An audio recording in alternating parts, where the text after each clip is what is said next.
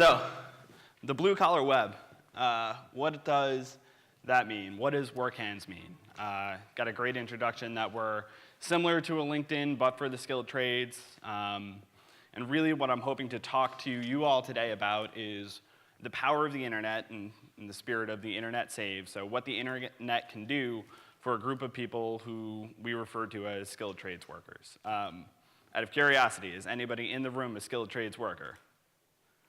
We got one. I'll take it. That's actually pretty good. So half of what I do is explain the skilled trades to rooms like this, and the other half is explain the internet to rooms that don't look at all like this, which is kind of fun. Fewer Macs in those rooms. So what is the issue? And similar to, I think it was Marcy who spoke about, we're from Silicon Valley, we start with the problem. The problem is that we have 20 million workers in this country who are experiencing a connection gap. So if you're a carpenter, if you're a welder, if you're a mechanic, you're not necessarily connected professionally to the other people in your industry and your organization. The way that you go through life very much, well, the way that you go through your career very much resembles the way that one of us would have gone through our career 20 or 25 years ago. You have an offline network of people that you're connected to, that you've worked with in the past, who are there for you when you need them, but your extended network really stops right there. And so what we're aiming to do with WorkHands is bring the internet to a group of people who, at this point, have not yet had that opportunity. A lot of times people ask me sort of why or how I got into this, and similar to Rose, there's somewhat of a personal story. So my brother works for Con Edison. When Sandy hit, they gave him a call, and he came in and basically spent most of the next month and a half of his life turning the lights back on in Lower Manhattan. My co-founder's brother is a welder up in Boston. Not quite as much of a hero story there, but he spends all of his days working with his hands, making things happen. So when my co-founder and I talk with people in the trades and we say, you know, what does your day look like? When you go and apply for a job, how does that look? When you try and communicate with your foreman and when you try and network with people on the job site, what does that look like? It's a much more personal issue for us when we're talking about folks like our brothers and folks like our friends. So let's talk about this in a little bit more detail. So what we're starting to see in the last couple of years is that the connection gap I just described is beginning to close. I heard a couple of folks speaking about leapfrogging earlier. I think this picture does a pretty good job of describing what that actually looks like. So we've got Jesus, who's a diesel mechanic in the East Bay, on his Android phone, and in the background is the shop computer that lives there and may or may not be actually functional. And what we're looking at is a huge opportunity. When talking about workers in the skilled trades, you're talking about people who don't necessarily get an email address when they join a company, who don't necessarily have a business card about what they do as a worker. What they work and what they do, the reputation sort of stands for itself. If you've seen them work, if you've seen the outcome of their work, you're really good to go. And in the last couple of years, as smartphones have begun to dominate, you've seen that workers in the skilled trades have picked them up as well.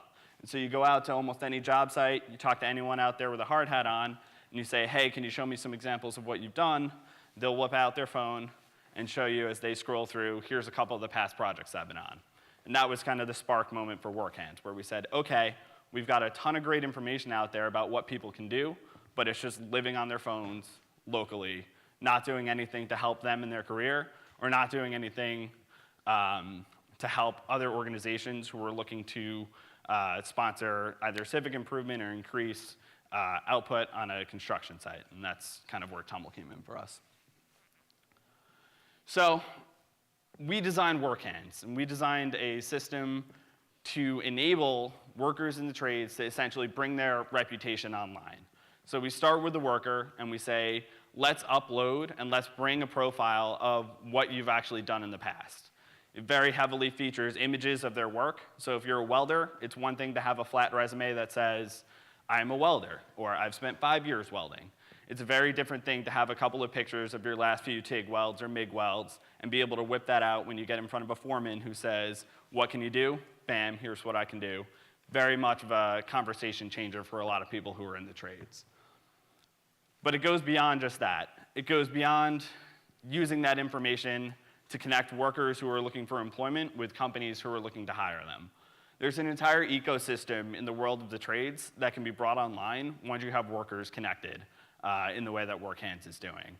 So our connection with TUML has focused a lot on connecting workers with civic organizations, with training organizations, with their local unions and hiring organizations to make sure that as they progress through their careers, they're connected in a meaningful way to the organizations that will help them move through and get to the next level.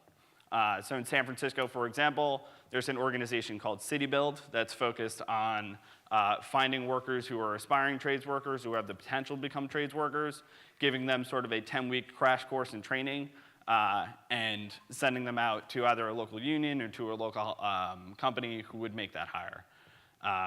What we do is provide workers like those alumni of CityBuild, as well as unaffiliated workers of all types, with the ability to just present themselves in a more effective way. So that's one connection to a local union or organization. Certifiers is a big thing as well.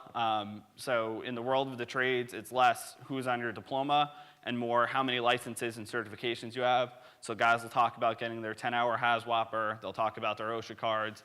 They'll talk about their AWS certifications, NCCR. There's many organizations that are out there.